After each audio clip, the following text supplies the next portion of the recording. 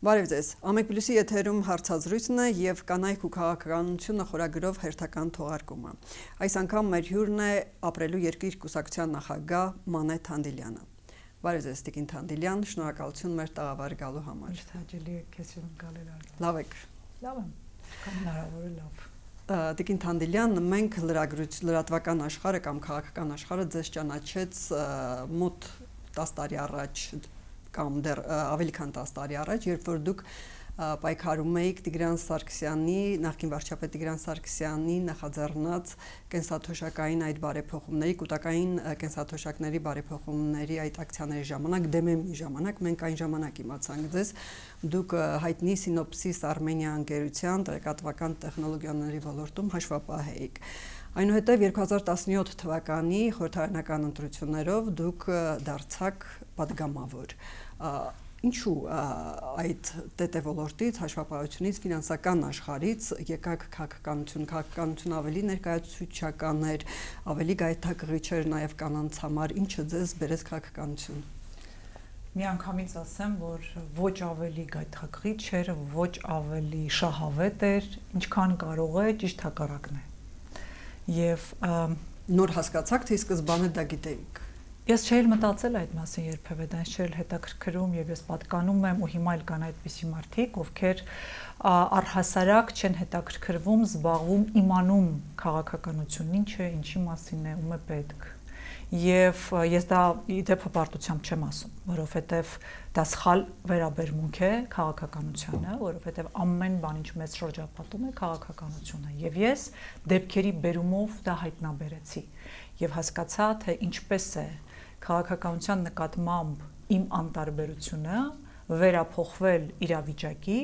որում մեր երկիրն է ու ես դրա հետ հաշտ չեմ։ Այսինքն այդ բանաձևը, որ դու չես զբաղվում քաղաքականությամբ, անտարբեր ես ու համարում ես քեզ թույլ տվեք բառ օգտագործեմ ավելի բարձր, քան քաղաքական ինչ-որ բաներ, դրա հետևանքը այն է, որ դու ապրում ես մի երկրում ու մի տեղ, որից գոհ չես, եւ քեզ թվում է դու քո գործը լավ ես անում, քո աշխատանքը լավ ես անում, քո մասնագիտության մեջ ասես պրոֆեսիոնալ ես եւ դա բավարար պիտի լինի։ Եթե դու չունես քաղաքացիական դիրքորոշում եւ կարծիք քաղաքական գործիչների մասին եւ քաղաքականության մասին, դու կարող ես քո ամբողջ ռեսուրսով, որը պոտենցիալ կարող է օգտակար լինել քո երկրին, անել ճիշտ հակառակը, վնասել անտարբերությամբ։ Եվ երբ որ այն ժամանակաշրջանը, որ դուք նշեցիք, ինձ անկեղծ պիտի ասեմ, պատահաբար է բերել քաղաքացիական ապա քաղաքական դաշտ, ես հասկացա, թե ինչ բաց թողում է դա, եւ այնպես չէ, որ ես երազում էի դառնալ ոչ պատգամավոր, ոչ նախարար, որևիցե պաշտոնի, դա առհասարակ երբեք չի հետաքրքրել։ Բայց ես հասկացա, որ դրանք են այն գործիքները, որոնց միջոցով հնարավոր է բան փոխել այն ամենում, ինչը ինձ դուր չի գալիս։ Սկսած օրենքից, ավարտած առհասարակ մթնոլորտով երկրում, այն անարդարությունը, որին բախվում ես ամեն օր ու քեզ թվում է, կարգն է այդպես չի։ Դա որոշ այրերի պետական քաղաքական գործիչների բաց թողումների հետևանք է։ Եվ այս բաց թողումներին բախվելով ես եկա հասա այնտեղ, որ այսօր եմ, իհարկե իմ գործունեությունը շատ այսպես վայրի վերումներով եւ շատ ծանր իրադարձություններով, դեպքերով է ուղեկցվում եւ ես դրան չէի սպասում եւ պատրաստ չէի, բայց ես ամեն դեպքում այն ճանապարհը, որը անցել եմ, գոհ եմ ու շնորհակալ, որ կարողացել եմ տեսնել բաներ, որոնք այլ դեպքում չէի տեսնի։ Ինչին պատրաստ չէիք, ինչ եղավ անսպասելի ձեզ համար։ Դուք դարձաք պատգամավոր, դա անսպասելի էր։ Այնուհետև հրաժարական տվեցիք, դարձաք նախարար, նորից հրաժարական, նորից պատգամավոր, նորից նախարար։ Երբ որ քաղաքացիական նախաձեռնությունից մենք դրանից հետո ստեղծեցինք քաղաքական միավոր, որը հետո պիտի արդեն մաս կազմեր մի թիմի, որը մտավ ազգային ժողով, այո, այդ ամբողջը քաղաքացիական ակտիվությունը ինձ համար սկսել է այնտեղից, որ ես մասնագիտական խորհրդատվություն եմ տվել մարդկանց, ովքեր ունեին հարցեր։ Եվ այդ մասնագիտական գործունեությունը ինձ բերեց քաղաքացիական ակտիվության։ Եվ դրանից քաղաքականություն արդեն մեկ քայլ է։ Որովհետև այդտեղ ես տեսա բոլոր այն մարդկանց, այն ուժերին, այն մտքերին,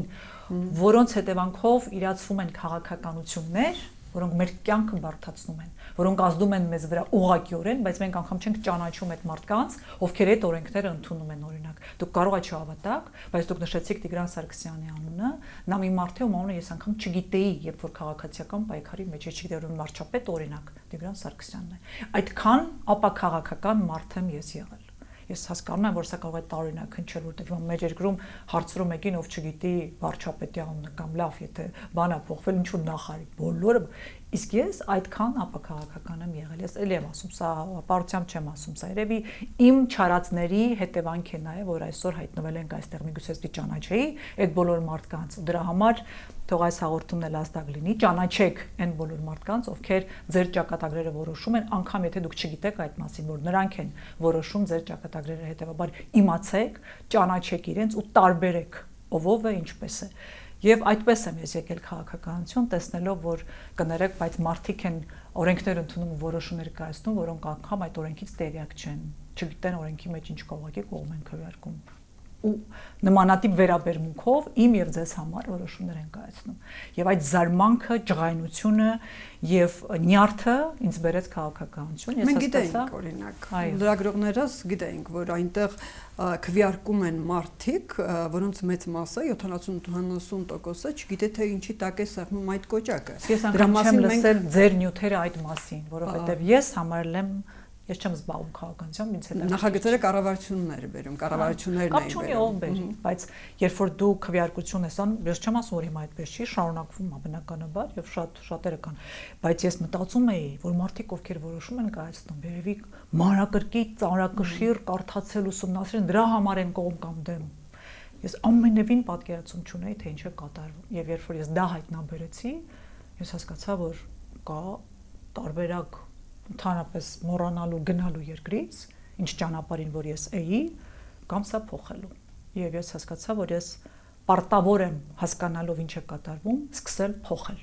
Եվ դա ճանապարհը քաղաքական եք։ Ոչ, երբ որ ես քաղաքացիական պայքարի մեջ էի, եւ ես գիտեի, որ դա փոխելու ճանապարհը քաղաքական է, եւ քաղաքականությամբ զբաղվում են կուսակցական միավորները, կուսակցությունները, եւ այդ ժամանակ էր, որ ես նայեցի, տեսա, որ իմ պատկերացումներին, իմ համոզմունքներին, իմ արժեհամակարգին համարժեք կուսակցություն քաղաքական միավոր չեմ գտնում, ուրեմն պիտի անել ինչ, ստեղծել նորը։ Եվ ստեղծվեց Լուսավոր Հայաստանը Էդմոն Մարուկյանի հետ միասին եւ այլոց հետ միասին։ Դուք ասում եք մարդիկ, որոնք բարդացնում են մեր կյանքը։ Դուք եկաք, կարողացաք ինչ-որ բան փոխել, ինչ-որ մի փոքր նրբությունով հեշտացնել մեր կյանքը։ Իհարկե դա պիտի հարցնել մարդկանց, ովքեր երևի հետևել նայել են։ Ես արել եմ ամեն բան, որ դա այդպես լինի, բայց գնահատական տալ չեմ կարող, թեպետ Եթե նայենք զուտ գործունեության առումով, եղել եմ ամենաակտիվ պատգամավորը, խոստանում եմ ձեզ եւ կարող եմ վստահ ասել, որ չի եղել մի օրենք, որին ես քվեարկեմ եւ չիմանամ ինչի մասին է այն, առնվազն այն, ինչը ինձ ջղայնացրել է, ես երբեք չէի էլ կարող այդպեսին լինել եւ բերել եմ նախագծեր տարբեր տեսակի, արդեն տարբեր պաշտոնավարումների ժամանակ խոսել եմ բոլոր այն թեմաներով եւ ելույթներ եմ ունեցել, որոնք համարել եմ սխալ, անարդար, փոփոխման ենթակա կամ դրական, այսինքն արել եմ ամենը ինչ կարող էի որպես պատգամավոր, ապա որպես նախարար։ Կրկնում եմ, իհարկե դա բավարար չի եւ ինձ էլ չի բավարարել երբեք, բայց մարդիկ պիտի գնահատեն։ Իհարկե կան ամեն ինչ կարելի է բացատրել, այն սահմանափակումները, որոնք ունեցել են, որոնց մասին կարելի է անդադ խոսել, բացատրել, բայց ունենք այն ինչ ունենք, ես տվել եմ ամեն բան ինչ կարող էի, որպես մարդ, որպես իր աշխատանքը լավ կատարելու նվիրված անձ, որտեղ ես ինչ բան եմ անում, դա պիտի արեմ լավ, ու դա կապ չունի ոչ մի բանի հետ։ Իմ մոտիվացիան դա որակով լավ անելն է եւ մաքսիմալ ներդրվելը։ Հիմա որքանով է դա ստացվում, դա արդեն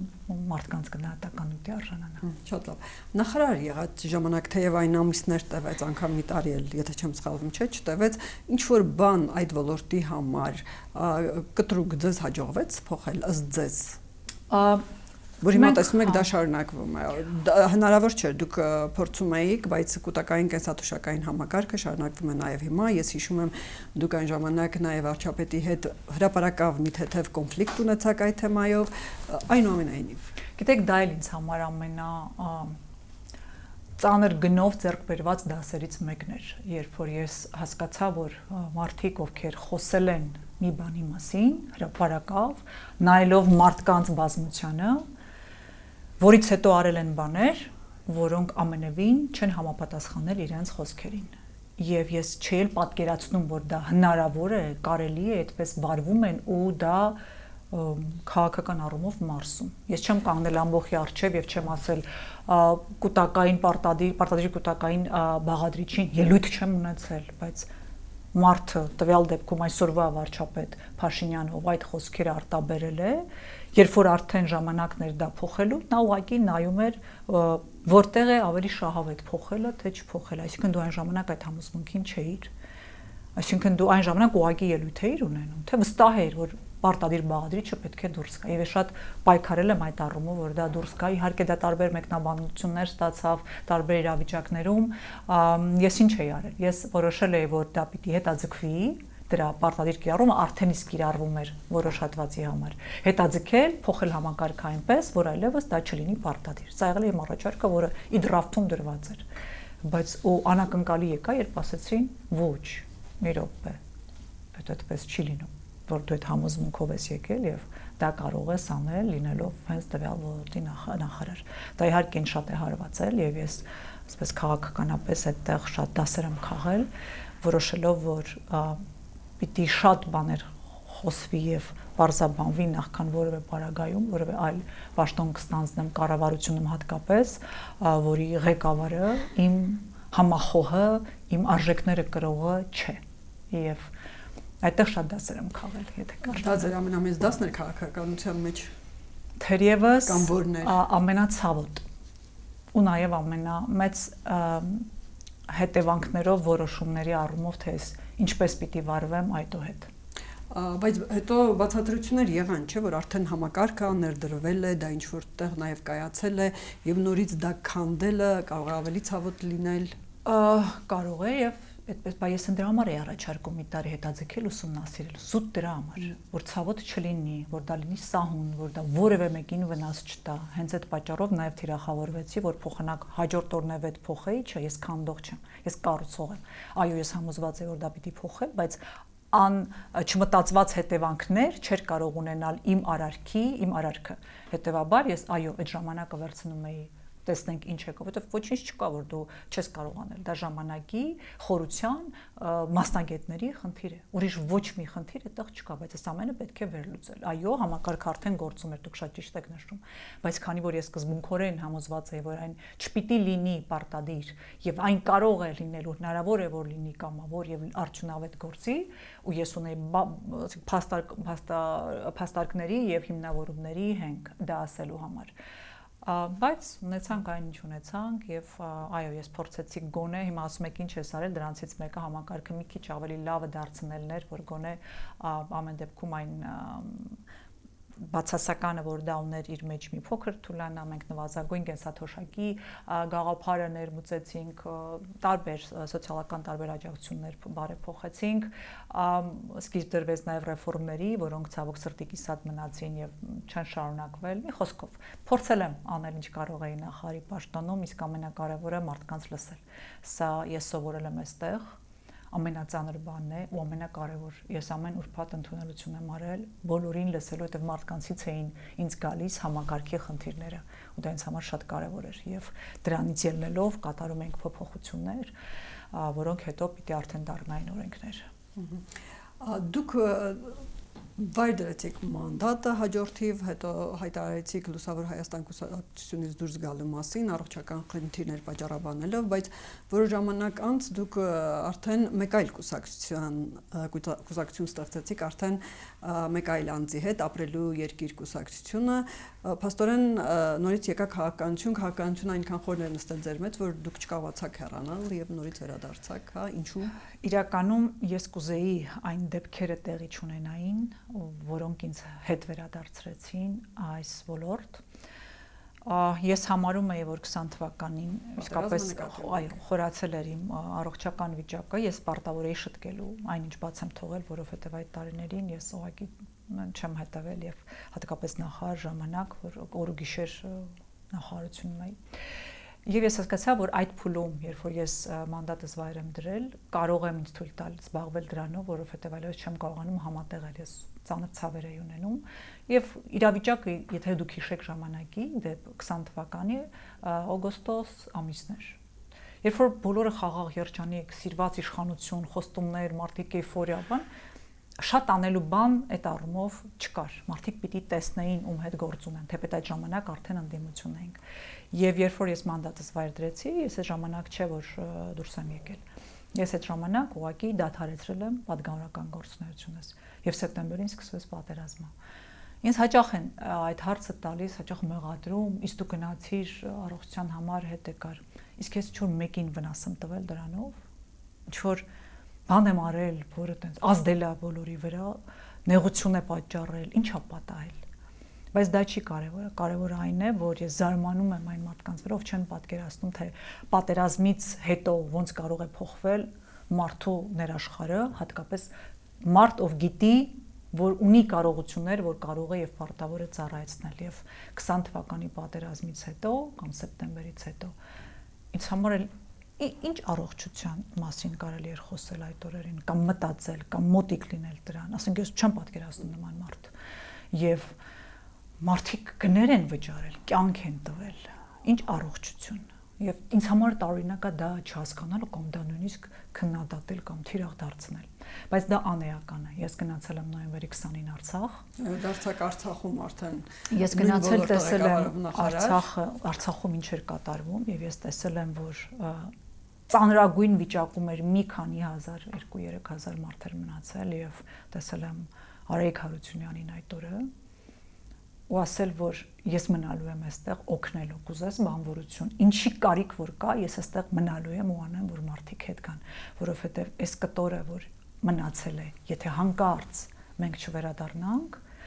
սա էլ հետնա գնալու։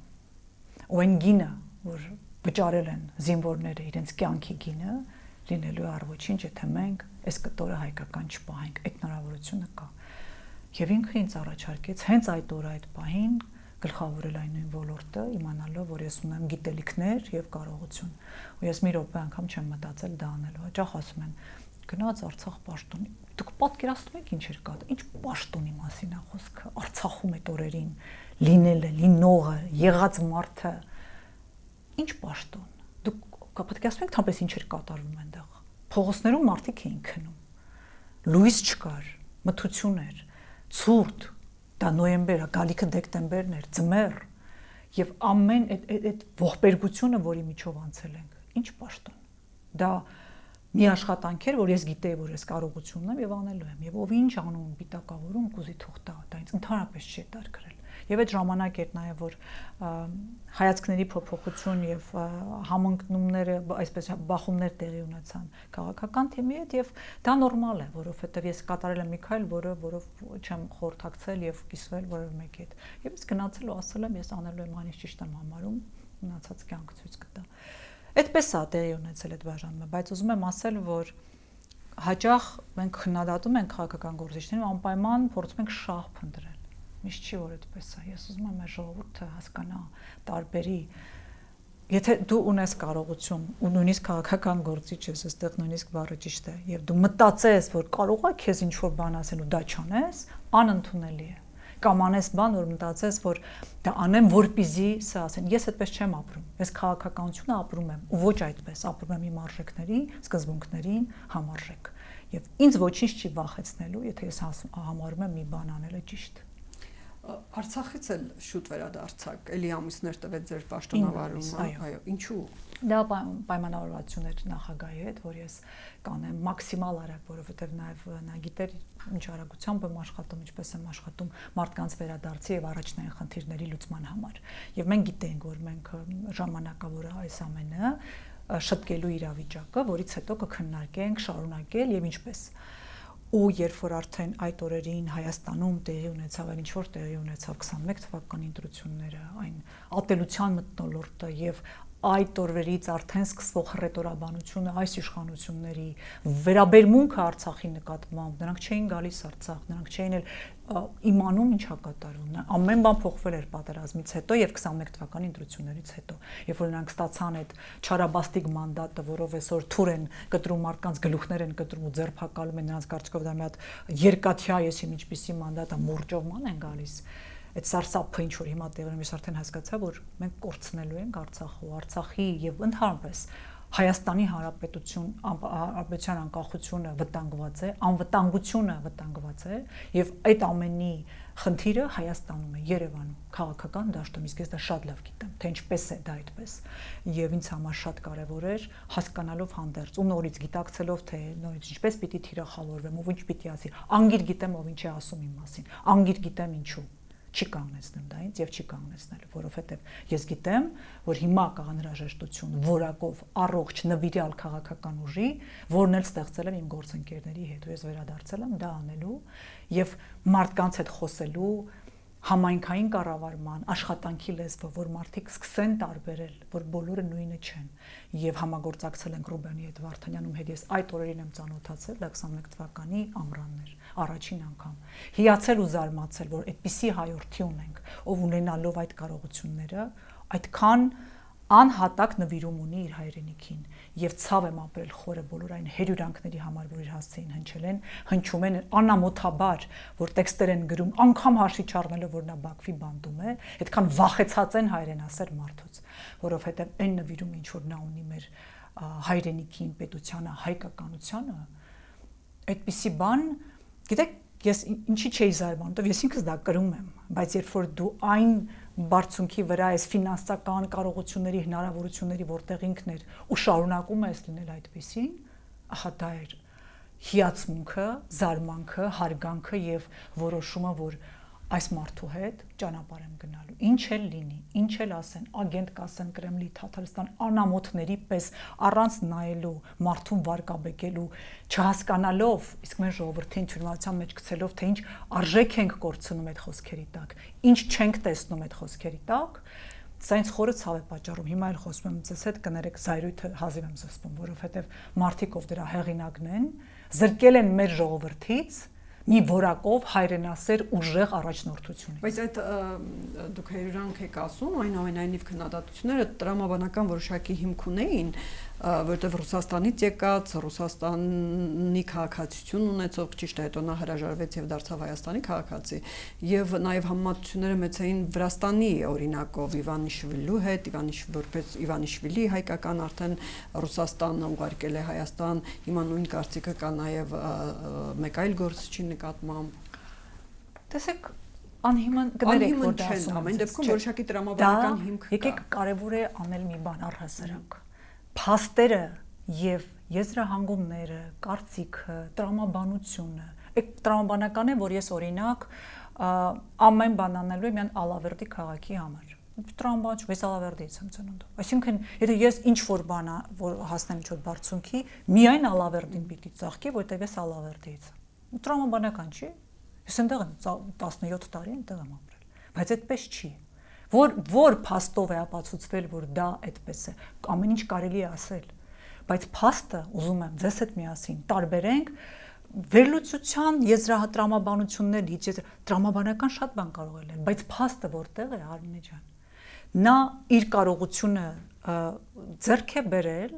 investment banker որպես աշխատելով, նա մարդիկ են իրենք, ովքեր բոլորի փողերը հավաքում, ներդրումներ են անում տարբեր տեղերում եւ հարստանում իրենք ու հարստացնում ներդրողներին։ Ահա այդ մասնագիտության տերը եւ որակյալ արել է Ռուբեն Վարդանյանը։ Եվ եթե նա իր գործունեությունը արել է Ռուսաստանում,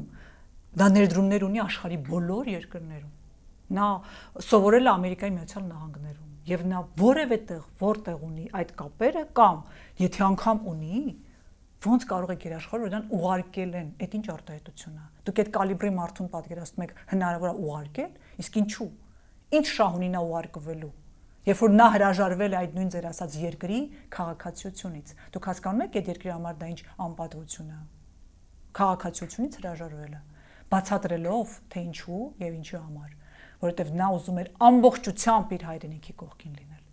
Իհարկե կարող ենք ամեն ինչ ասել, Արմենե ջան, իսկ ես քանի որ մոտիկ մարդ եմ նրան ճանաչող, ով գիտի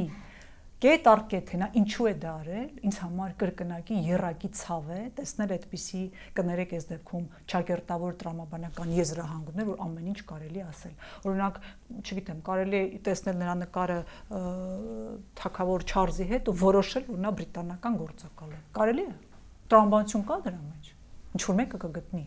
Ու տենց բազմաթիվ բաներ։ Մենք պարտավոր ենք փաստերը տարանջատել։ Ինչու է նա գտնվում Բաքվի բանտում, եթե այդ առաքելությամբ էր գնացել։ Չէ, հնարավոր չէր նրան հանել, հա։ Զրուցել նրա հետ։ Չէ, ես չեմ զրուցել, բայց դա եմ ուզում ցույց տալ ձեզ։ Եթե այդպես էր ուղարկել, ինչի է նա այնտեղ գտնվում։ Նրան ինչ ուղարկել էին Բաքվի բանտ։ Նրան ուղարկել էին Արցախը պաշտպանելու, այդ այն դեպքում, երբ որ Ռուսաստանն ու Ադրբեջանը համախոհություն ունեին այդ հարցում շատերի կարծիքով։ Ինչի՞ է միտեղ, երբ որ պետքա փաստերը կամ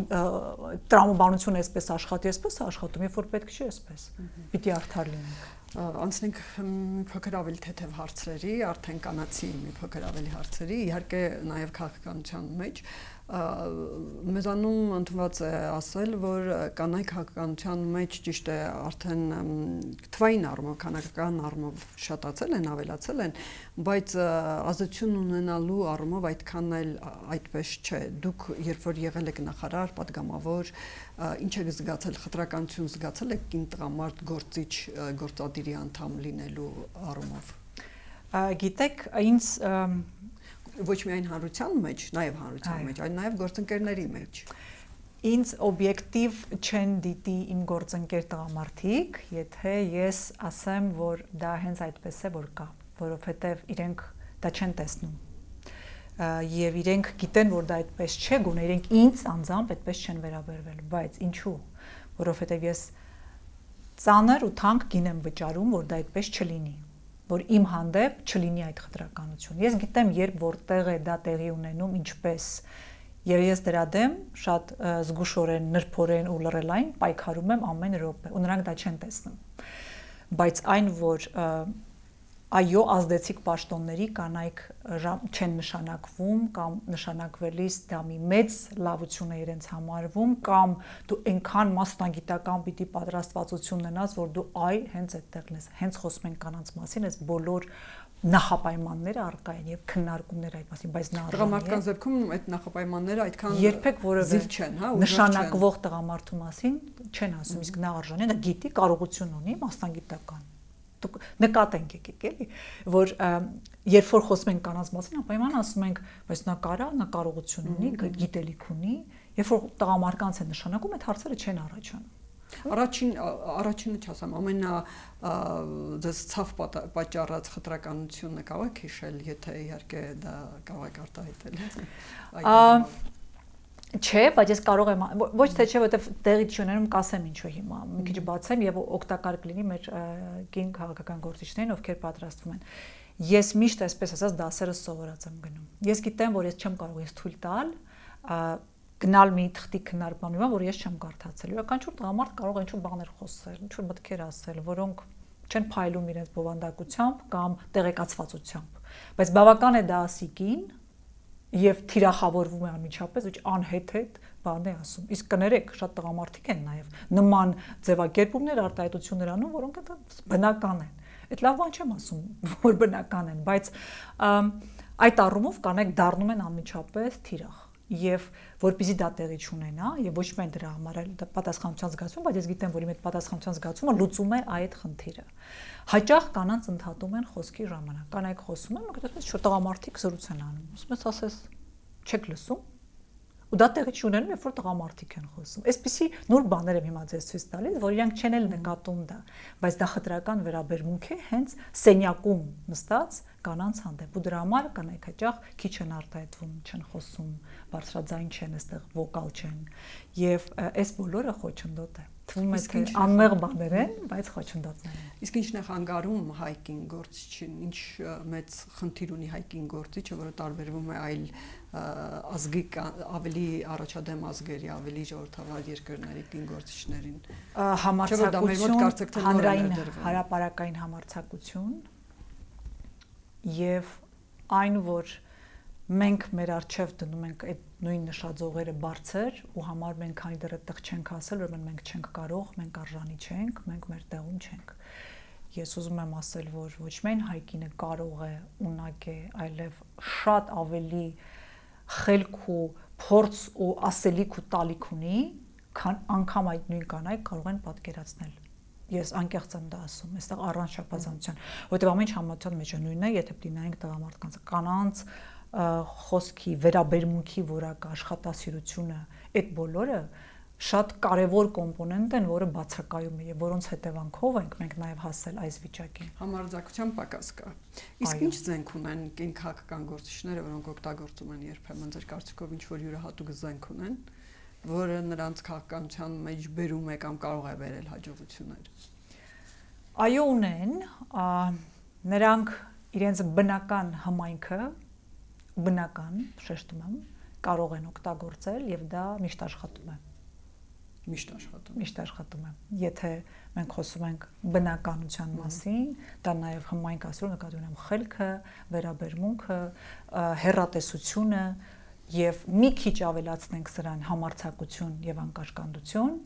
մեր կանայք լուրջ տեղեր կզբաղեցնեն։ Այնուամենայնիվ մեր մի փոքր ավանդական հասարակության մեջ դեռ չի կոտրվել այդ ավանդական լինելը հայ ազգի, կանայք տղամարդկանց հետ կարողանում են հավասար քաղաքականություն վարել, կա դեպի հավասարությունը գնալու այդ միտումը։ Այո, դուք նշեցիք ավանդական մոտեցումները երևույթին։ Ես կարծում եմ, որ այդ կարողությունները կան։ Օրենքը որոշ չափով նպաստում է, բայց դեռևս բացակայում է այդ որոշումը, որ սա հենց իմ տեղն է։ Հաճախ քաղաքական կանայք են իրենց տեղը զիջում, հետ են գնում, որ իրենց գոլեգա տղամարդիկ ավելի շատ են խոսում, երևում,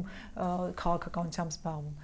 Եվ այդ տեսանելիությունն է պետք ապահովել քաղաքական կանանց, եւ ես նաեւ այստեղ լրագրողների, լրատվամիջոցների ուշադրությունը պետք է գրավեմ, որ խոսեք կանանց հետ, նրանց բերեք հանրային ավելի շատ հանրային դաշտ եւ ավելի շատ տեսանելիություն ապահովեք նրանց, դուք նաեւ դա ձեր օգնության կարիք կա այստեղ։ Հիմա մի քանի ամսից, 5-6 ամսից արդեն նոր խորհրդարանական ընտրություններ են լինելու եւ ենթադրենք ապրելու երկիրը հաղթեց ընտրություններում եւ իշխանությունն է ձևավորելու, դուք արդեն որպես նախարար ինչպես եք պատկերացնում ձեր դերը արդեն կառավարման իշխանության բուրգում, նորից նախարար, սոցիալ-նախարար նորից կլինեք, թե արդեն որպես կուսակցության նախարար կձգտեք նաեւ վարչապետ լինել։ Ես շատ ուրախ կլինեմ, եթե իմ դերի կարիքը, այսպես ասեմ, չլինի եւ ես կարողանամ ինձ թույլ տալ խորհրդատու լինել։ Մեծ հաճույքով, մեծ սիրով ես խորհուրդներ կտամ, իմ փորձից, իմ ամեն ինչից ելնելով, կուզանալսեմ խորհրդական օրինակ։ Չէ, խորհրդատու առհասարակ կառավարման։ Որպես պաշտոն ես երբեք չեմ դիտարկում դա ինքնանպատակ։ Ես գիտեմ, որ կարող եմ արդյունավետ աշխատել գործադիրում, ինձ ճանաչելով, իմ կարողությունները իմանալով։ Ես գիտեմ, որ հնարավորություն ու կարողություն ունեմ օբյեկտիվ ու որակով որոշումներ կայացնելու կարճ ժամանակում։ Կարող է անհամեստ հնչել, բայց ես չեմ անի ավելորդ համեստություն եւ այս կարողությունները ես պատրաստ եմ ծառայեցնել յուրաքանչյուր ձևաչափով, ընդհանուր մինչեւ ինչ որ մեկին խորհուրդ տալով, թե ինքը ինչպես վարվի։ Այնուամենայնիվ կուսակցությունները միշտ էլ ձգտում են իշխանության քաղաքական գործիչները նույնպես եւ ինչպես խոսք կա մեր իրականության մեջ, որ վայ այն զինվորին, որ չի ցանկանում գեներալ դառնալ, այս առումով դուք ինչին եք ձգտում։ Իշխանության կարիերայի առումով իշխանության ձգտելու նպատակն ու պատճառն է կարևորը այստեղ Արմինե ջան։ Այո, ես ձգտում եմ ու հենց երբ որ սկսվեց իմ քաղաքական գործունեություն դրա մասին պատմեցի, փոփոխություն բերելու կարողությունը, հնարավորությունը իրացնել ամբողջությամբ իմ կարողությունների սահմաններում։ Եվ դա է քաղաքականությունը։ Եվ այդտեղ են իշխանական լծակները, այո։ Եվ դրան չձգտել նշանակում է չհասկանալ ուր ես եկել, ինչով ես զբաղված։ Այնպես որ ես դրանից չեմ խուսափում դա ասել բարձրաձայն, բնական է որ իշխանության ոչ միայն ձգտում եմ, այլև համարում եմ որ թիմը, որը ես այսօր ներկայացնում եմ, լավագույն մասնագիտական եւ մարդկային ու արժեքային որակներն ունի մեր երկրում փոփոխություն բերելու։ Սա պիտի լինի թիմային աշխատանք, ուղղակի ես դա ուզում եմ շեշտել, որովհետեւ մեկը միայնակ սա չի անելու, չի կարող։ Դա անհնարին է այդպես վերաբերվել մտածել այնպես որ ինձ հետ կա թիմ ու ես գիտեմ որ այդ կարողությունները առկա են մեր երկրում բնականաբար պիտի ներգրավեն բազմաթիվ մարդիկ եւ բնականաբար այդ իշխանության գալու նպատակը չպիտի լինի վերջնանպատակ դա միայն պիտի լինի միջոց հետեւաբար իսկ ինչ է կանալու կൂട്ടակային կենսաթոշակային համակարգի հետ երբ որ իշխանություն լինի դու գիտեք որ արդեն 18-ի հուլիսի 1-ից ամբողջությամբ ուժի մեջ մտավ եւ արդեն փաստորեն ունենք 7 տարի եւ այդ ժամանակ բանաբար կլինի 8 տարի եւ ահա այդ ժամանակ է որ պիտի պարտադիր խոր ուսումնասիրության ենթարկի որովհետեւ համակարգը արդեն գործում է 8 տարի արժանավետությունը դադարեցնելու վտանգները, ռիսկերը եւ քննարկումը, որը պիտի բերի որոշման արդյոք մարդիկ ի վերջո ես մի բան էլ ձեզ ասեմ առաջին թոշակառուն կենսաթոշակի կൂട്ടակային դեռ չի դարձել թոշակառու իրականում վտանգները առաջինը եթե չեմ սխալվում հենց ես եմ դառնալու 74 թիվ եմ սխալվում այդ թիվն է դառնալու առաջինը եւ այդ ժամանակին ամենավառը երևում այդ խնդիրները, բայց ուզում եմ ասել, որ ցավոք սրտի երևի թե չասեմ վերջիններից խնդիրն է կൂട്ടակային այս պահին մեր ժողովրդի համար, այնքան կարևոր բաներ կանալու։ Իսկ դրան բնականաբար կանրադառնանք մասնագիտական շրջանակներում քննարկման միջոցով, իսկ առաջնայինը այնքան ծանր բաների միջով ենք անցել Արմինե ջան եւ այնքան շտկելու բան կա որ ուղղակի թույլ տվեք մտածել այլ կարևորության հարցերի մասին եւ մեր ավելի թեթև բաժինը Տիկին Թանդելյան բլից հարցերը բլից պատասխաններով ավելի կարճ ավելի այսպես ասած ակտիվ եթե նորից սկսեիք կյանքը քաղաքականություն նորից կգայիք թե ֆինանսական աշխարհ կմնայիք թե առհասարակ այլ ոլորտ կընտրեիք ավելի շուտ կգայի ավելի շուտ կգայիք արդեն չնայած ամեն դժվարություններին եւ հիասթափություններին դա կանայի ավելի շուտ ընտրությունային բնականաբար մասնակցել եք առանձին թե ինչ որ դաշինքով քննարկման փուլ է դա Սոցիալ-նախարար դառնալու դեպքում կբարձրացնեիք թոշակները կամ վարչապետ խորհրդատու կամ լինելու դեպքում որքանս ընդ որում դրա մեջ կդնեի տրամաբանություն որ օրինակ թոշակները կապված լինեն պետական պաշտոնյաների թոշակների հետ եւ դրանցից ցածր չլինեն կամ դրա որոշակի պատի կլինեն ինչը նշանակում նրանց կրկնակի երակի անգամ պետական պաշտոնյաներն մեծ է որովհետեւ այդ մարդկանց գործունեության հետևանքով է թոշակները ցածր կամ բարձր հետեւաբար ես դա ունեի մտքում անելու չեմ հասցրել այ դա անելու եմ կապելու պետական պաշտոնյաների թոշակների հետ, որ երբ որ բարձրացնելու կլինեն իրենց, նախ կբարձրանա նաև նույնչափ չէ, պատիկ, ինչ որ տոկոս, կապ, այսինքն կապ պիտի տամ, եւ ես դա մտքում ունեմ անելու համար, նրանք պիտի ապրեն պետական պաշտոնյաներից ոչ վատ։ Կնոջ համար որն է առաջնայինը, քաղաքականություն, արդեն քաղաքական կնոջ համար, թե ընտանիքը։ Դրանք համեմատելի եզրույթներ չեն, դրանք երկուսն էլ առաջնային հարթության մեջ են տարբեր տիրույթներում եւ անելիքները տարբեր ու համատեղելի, ինչն ամենակարևորն է։ Իսկ ձեզ համար դուք այս դեպքում ունեք ավելի յուրահատուկ ստիրվիթին իրավիճակում եք գտնվում, ձեր ընտանիքը բավականին հեռու է ապրում ձեզանից, ձեր ամուսինը, ձեր երեխաները, ինչպես է կարողանում այդ կարոտը շփումների բացը լրացնել, թե արդեն սովորել եք։ Դա